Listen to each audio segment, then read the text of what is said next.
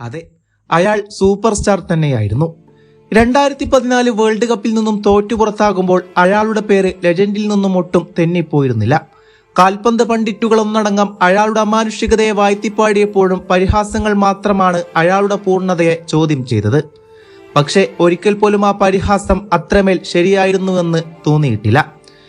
കാരണം കാൽപന്ത് ലോകത്ത് കിരീടധാരണം മാത്രമാണ് ഒരു ഐതിഹാസികതയുടെ മാനദണ്ഡമെങ്കിൽ ഇന്ന് നാം കേട്ടറിഞ്ഞ പല ഇതിഹാസങ്ങളുടെയും നാമങ്ങൾക്ക് അത്രമേൽ പകിട്ട് കാണുമായിരുന്നില്ല. വ്യക്തിഗത നേട്ടങ്ങളിൽ അയാൾ തന്റെ സമകാലികരെയെല്ലാം പിന്നിലാക്കിക്കൊണ്ട് അതിവേഗതയിൽ മുന്നോട്ട് ഗമിക്കുമ്പോഴും അയാളിലെ പൂർണ്ണതയെ ചോദ്യചിഹ്നമാക്കി നിലയിച്ചു നിന്നത് രാജ്യാന്തര കിരീട വിജയങ്ങൾ മാത്രമായിരുന്നു. താൻ കളിക്കുന്ന ക്ലബ്ബുകളിലെല്ലാം അയാൾ രാജാവായി അലങ്കരിക്കപ്പെടുമ്പോഴും രാജ്യാന്തര മത്സരത്തിൽ അയാൾ തനിച്ചാക്കപ്പെടുന്നത് എത്രമാത്രം നിരാശയായിരുന്നു.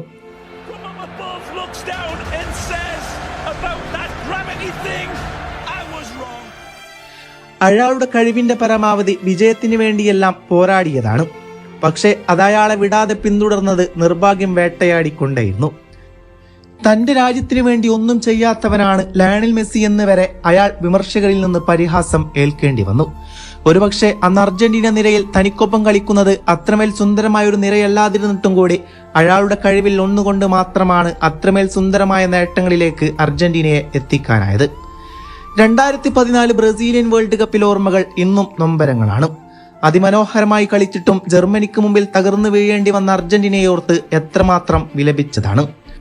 കളിയുടെ അവസാന നിമിഷങ്ങളിൽ പെയ്തിറങ്ങിയ മരിയോ ഗോഡ്സി എന്ന പേമാരിയുടെ വിധിയത്തിൽ അന്ന് തകർന്നു വീണ സ്വപ്നങ്ങൾ ഒരു നിരാശയാത്രയുടെ തുടക്കമായിരുന്നു.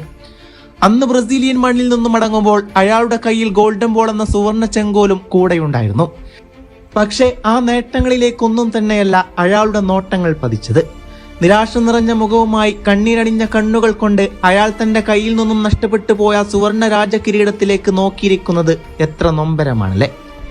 നിർഭാഗ്യത്തിന് ദൈവം ഒരു സന്തോഷം നൽകുമെന്ന പ്രതീക്ഷയോടെ അയാളും അയാൾക്ക് പിറകിൽ കൈയടിച്ച ആരാധകരും ബ്രസീലിൽ നിന്ന് പടിയിറങ്ങി. ആ ദൈവാധീനമാണെന്ന് തോന്നിപ്പിച്ചുകൊണ്ട് 2015 കോപ്പ അമേരിക്കയിൽ അർജന്റീനയും മെസ്സിയും ഒരിക്കൽ കൂടി ഫൈനലിൽ എത്തുന്നുണ്ട്. ഇനിയൊരിക്കലും കൈവിടില്ല എന്ന ആത്മവിശ്വാസത്തോടെ അവർ പൊരുതിയെങ്കിലും അർജന്റീനക്ക് അല്ലെങ്കിൽ ലിയോണൽ മെസ്സിക്ക് അവിടെയും പിഴക്കുന്നുണ്ട്. ലാറ്റിൻ അമേരിക്കൻ മണ്ണിൽ അന്ന് ചിലിക്കെതിരെയായിരുന്നു അർജന്റീനയുടെ പോരാട്ടം. അധിക സമയവും കഴിഞ്ഞ പെനാൽറ്റി ഷൂട്ടൌട്ടിലേക്ക് നീണ്ട മത്സരത്തിൽ ഭാഗ്യപരീക്ഷണം വിധിയെഴുതിയപ്പോൾ കാവ്യനീതി അർജന്റീനക്കൊപ്പം നിന്നില്ല. അന്ന് അർജന്റീനക്ക് പാടെ പിഴച്ചു. തോൽവിയുടെ കാരണങ്ങൾ പലതുമായിരുന്നു. പരിശീലക പരിമിതി മുതൽ എണ്ണിയാൽ തീരാത്ത നഷ്ടങ്ങളുടെ തിക്തഫലമായിരുന്നു അതെല്ലാം. കിരീടം പ്രതീക്ഷിച്ച് വീണ്ടും കൈയടിച്ച് കൂടെ നിന്നവർക്ക് കണ്ണീരണിഞ്ഞ അടുത്ത മടക്കയാത്ര മാത്രമല്ല, പരിഹാസം നിറച്ച് കാൽപന്ത് ലോകം ഒന്നടങ്കം അർജന്റീനയെയും ആരാധകരെയും കൊട്ടിയാഘോഷിച്ചു. ശേഷം പതിവിന് വിപരീതമായി വന്ന ദശാബ്ദി കോപ്പ. ഇത് അർജന്റീനയ്ക്ക് വേണ്ടി മാത്രം അവതരിക്കപ്പെട്ടതാണെന്ന് പലരും വിചാരിച്ചു. 100ാം വാർഷികത്തിന്റെ ആഘോഷവേളയിൽ അർജന്റീന ആ ടൂർണമെന്റിലും ഫൈനലിലെത്തി. 2 ഫൈനലുകൾ തുടർച്ചയായി നഷ്ടപ്പെട്ട ലയണൽ മെസ്സിക്ക് ഈ ഫൈനലെങ്കിലും ആ ട്രോഫിയും പിടിച്ച് രാജകീയമായി നാട്ടിലേക്ക് മടങ്ങണമെന്ന് പലരും വിചാരിച്ചു. പ്രതീക്ഷയും ആത്മാഭിമാനത്തിന്റെ അമിതഭാരവും ഏന്തി വീണ്ടും ഒരു ചിലയെന്ന പർവ്വതാകാരത്തെ തകർക്കാൻ ലയണൽ മെസ്സിയും സംഘവും തുനിഞ്ഞിറങ്ങി. പക്ഷെ നിരാശയോടെ തോഴന്മാരായിക്കൊണ്ട് അർജന്റീനയെ വീണ്ടും തകർച്ചയിലേക്ക് കൂപ്പുകുത്തി. ആദ്യ കിക്കെടുത്ത ലയണൽ മെസ്സിക്ക് തന്നെ പിഴക്കുന്നു. താൻ ഭാവിച്ച ലോകത്തിനപ്പുറം പതിച്ച പന്തിനെ ഓർത്തുകൊണ്ട് അയാൾ സ്ഥലബോധമില്ലാതെ ഒരു കുഞ്ഞുകുട്ടിയെപ്പോലെ വാവിട്ടു കരഞ്ഞു.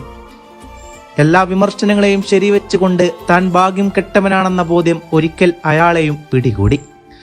സമ്മർദ്ദത്തിന്റെ അതിമൂർച്ഛതയിൽ നിന്ന് അയാൾ തന്റെ രാജ്യാന്തര മത്സരങ്ങൾക്ക് വിരാമമിട്ടുകൊണ്ട് വിരമിക്കൽ പ്രഖ്യാപനത്തിൽ കാൽപന്ത് ലോകം ഒന്നടങ്കം മൂകമായി. കാൽപന്ത് ലോകം ഏവരും അയാളെ കളിയിലേക്ക് തിരികെ വിളിച്ചു. പക്ഷെ തന്റെ മനസ്സുകളെ പിടിച്ചു നിർത്താനാവാതെ ആദ്യ നിമിഷങ്ങളിൽ അയാൾ എടുത്ത ആ തീരുമാനത്തിൽ തന്നെ ഉറച്ചു നിന്നു. പക്ഷെ കുറച്ചു നാളുകൾക്ക് ശേഷം അയാൾ തിരികെ വരുന്നു. ആ തിരിച്ചുവരവ് ഒന്നൊന്നര തിരിച്ചുവരവായിരുന്നു. ഒരുപക്ഷെ കിരീടത്തിലേക്കായിരുന്നില്ല ആദ്യപടി. ഒരിക്കൽ വേൾഡ് കപ്പ് ക്വാളിഫൈ പോലും നഷ്ടപ്പെടുമെന്ന് കരുതിയെടുത്ത് അയാൾ തന്റെ രാജ്യത്തെ ഒറ്റയാം കണക്ക് പോരാടി വിജയിപ്പിച്ചെടുത്തു. ശേഷം നടന്ന റഷ്യൻ വേൾഡ് കപ്പിൽ പേരെടുത്ത പ്രകടനങ്ങളൊന്നും അർജന്റീന കാഴ്ചവെച്ചില്ലായിരുന്നു. ഒടുവിൽ 2019 കോപ്പ അമേരിക്കയിൽ ചിരവൈരികളായ ബ്രസീലിന് മുന്നിൽ സെമി ഫൈനൽ തോറ്റുമടങ്ങുമ്പോൾ അയാൾ മനസ്സറകളിൽ ഒരു തിരിച്ചുവരവിനെ കുറിച്ചു വെച്ചു. 2 വർഷങ്ങൾ കടന്നുപോയി. അർജന്റീന നൂറ്റാണ്ടിന്റെ തന്നെ പരിവർത്തനത്തിലൂടെ അതിമനോഹരമായി പരിവർത്തിക്കപ്പെട്ടു.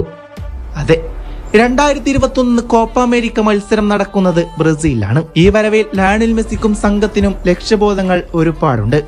ഇനിയും ഒരു കണ്ണീർ മടക്കം അവരുടെ സ്വപ്നങ്ങളിലേയില്ല. ഇനിയും അയാളെ ദൈവം പരീക്ഷിക്കില്ലെന്ന ഉത്തമ ബോധ്യം ആരാധകർക്കുണ്ട്.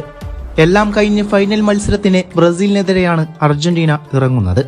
ഈ സമയം അയാൾ തനിച്ചല്ലെന്ന കാര്യം അയാളെ ഒരുപാട് ആശ്വസിപ്പിക്കുന്നുണ്ട്. ഇന്ന് ഞാൻ പോരാടേണ്ടത് ഒറ്റയ്ക്കല്ല. തന്റെ രാജ്യത്തിനായി സർവ്വതും സമർപ്പിക്കാൻ തയ്യാറായി നിൽക്കുന്ന 10 പേരും കൂടെയുണ്ട്. അങ്ങനെ അയാളും സംഘവും ഉറച്ച വിശ്വാസത്തോടെ പോരാടി.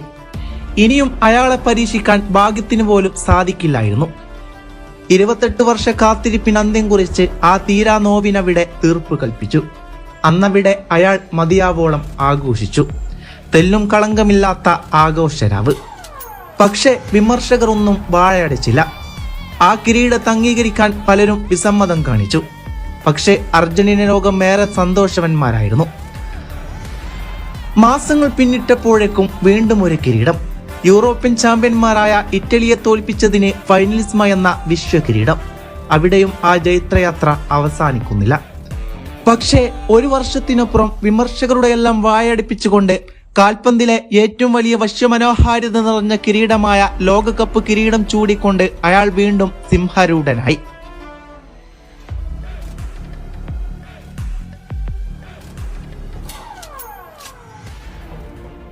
തീർന്നില്ല. 2024 കോപ്പ കിരീടവും ചൂടിക്കൊണ്ട് തുടർച്ചയായ 2ാം കോപ്പ കിരീടം. 3 വർഷങ്ങൾ കൊണ്ട് 4 കിരീടം.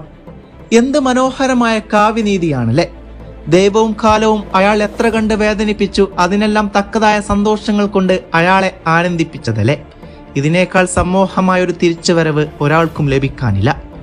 ഇനിയും അയാളെ എന്തളവ് കോൽ വെച്ചാണ് നിങ്ങൾ അളക്കാൻ പോകുന്നത്? ഓർമ്മകളിലേക്ക് തിരിഞ്ഞു നോക്കിയാൽ നിങ്ങൾക്ക് കാണാൻ 7 ചിത്രങ്ങളുണ്ടാവും. തുടർച്ചയായി 3 തവണ ഫൈനലിൽ വീണുപോയ ഒരു നായകന്റെ നിരാശ നിറഞ്ഞ മുഖത്തോടെയുള്ള തലകുനിച്ചുള്ള ഇരിപ്പ്. ഒരാൾ അനുഭവിക്കാവുന്ന ഏറ്റവും വലിയ നിരാശകളിലൂടെ കടന്നുപോയി കാണാൻ കൊതിച്ച ലോകത്തേക്ക് കടന്നു വന്ന ഒരു മനോഹര ചിത്രം. ശേഷം നടന്ന തുടർച്ചയായ 4 ഫൈനലുകൾ. 4ലും കിരീടം ചൂടി. 2014 പടിയിറക്കത്തിലും 2015 16 കണ്ണീർ മടക്കത്തിലും നിങ്ങൾ പേരെടുത്ത് പരാമർശിച്ച് വിമർശിച്ചത് ആ 10ാം നമ്പറുകാരനെ തന്നെയല്ലേ. തോൽവികളിലെല്ലാം തോൽവിയുടെ അമിതഭാരങ്ങൾ നിങ്ങൾ അയാളിൽ മാത്രം അടിച്ചേൽപ്പിച്ചതല്ലേ. പക്ഷെ കാലം തന്നതായ മറുപടി നൽകിയപ്പോൾ എന്തുകൊണ്ട് നിങ്ങളത് അംഗീകരിക്കുന്നില്ല? പക്ഷെ ഞങ്ങൾ ഇന്നും അന്നും ഉറപ്പിച്ചു പറയുന്നുണ്ട്, അയാൾ തന്നെയായിരുന്നു ഞങ്ങളുടെ ഹീറോ. തകർച്ചയിൽ അയാൾ മാത്രമായിരുന്നു ഞങ്ങളെ ആനന്ദിപ്പിച്ചത്. അങ്ങനെയാണെങ്കിൽ ഉയർച്ചകളിലും കാഴ്ചകളിലുമെല്ലാം അയാൾ മാത്രമാണ് ഞങ്ങളുടെ ഹീറോ. അതെ, കാവ്യനീതി അങ്ങനെയാണ്. നമ്മുടെ ചിന്തകൾക്കതീതമായി കാലം നമ്മെ കാണാൻ പഠിപ്പിക്കുന്നതാണ് കാവ്യനീതി. ലോക ഫുട്ബോളിൽ പകരമില്ലാത്ത ഞങ്ങളുടെ ലിയോ, ഒരേ ഒരു രാജാവ്. നന്ദി ലിയോ. ഇത്രമാത്രം ചരിത്രങ്ങളെ ഭംഗിയാക്കി തീർത്തതിന് എല്ലാത്തിനും നന്ദി. ഞങ്ങളുടെ ആസ്വാദനവും ഇന്ന് തീർന്നിട്ടില്ല. Once again, Lionel Messi reaches out for more history.